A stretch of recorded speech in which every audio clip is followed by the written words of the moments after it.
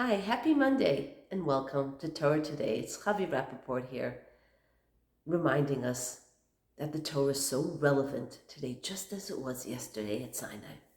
How often do you find yourself in a really challenging situation? It's a really difficult, bleak moment or circumstance, and you just don't see a way out.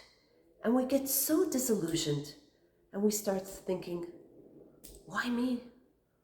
Why? Why now? Who needs this? Let's take a look at Parshat Balak, and maybe we'll get a new insight. Incidentally, any Jewish people with the name of Balak? Of course not. He was not only a heathen, but so filled with hate against the Jewish people, and all he wanted was to annihilate these people. And so we wonder, why does the Torah actually assign a whole segment named Balak? And we'll see in a few moments.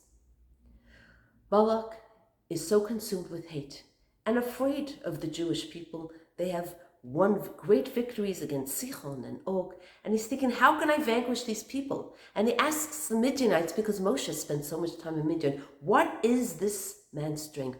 And they tell him, strength is in his mouth.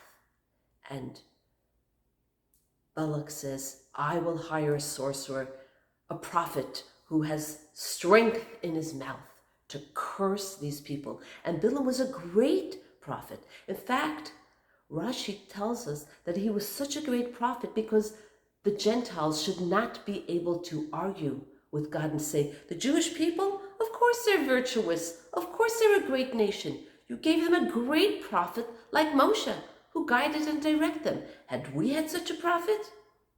And God said, you did. You had Bilam.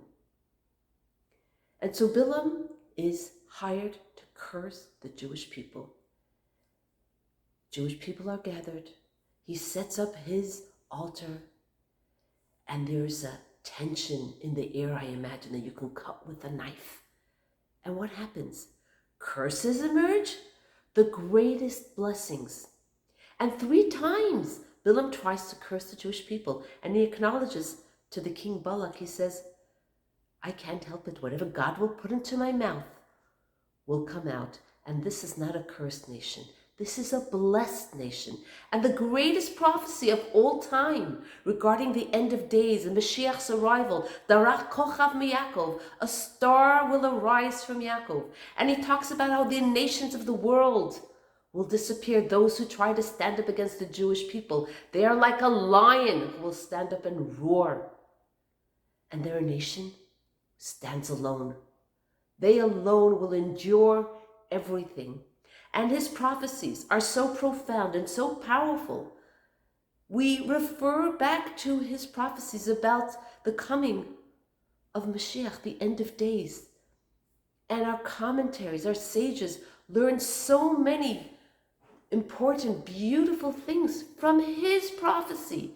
What was supposed to be a curse ended up being the greatest blessing. And so the Torah names this Torah portion Balak, because when we find ourselves in a situation where it feels like a curse, I only see darkness. I feel enveloped in this darkness. There is a blessing there. There's a blessing waiting to emerge. It's not about a light at the end of the tunnel. Yitron ha'or haba min hachoshech.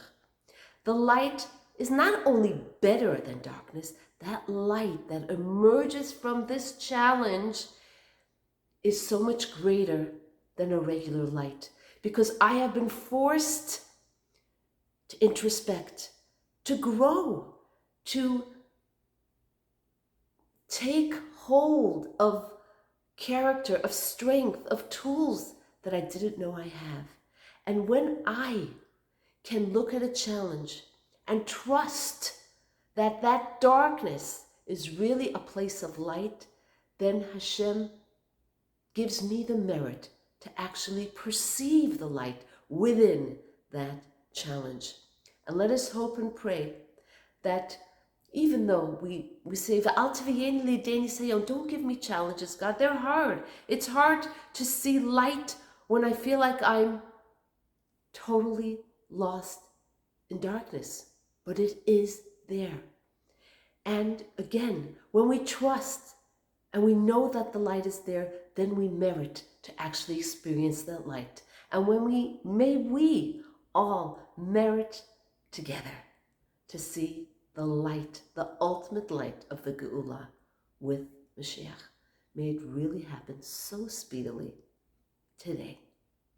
Have a beautiful day.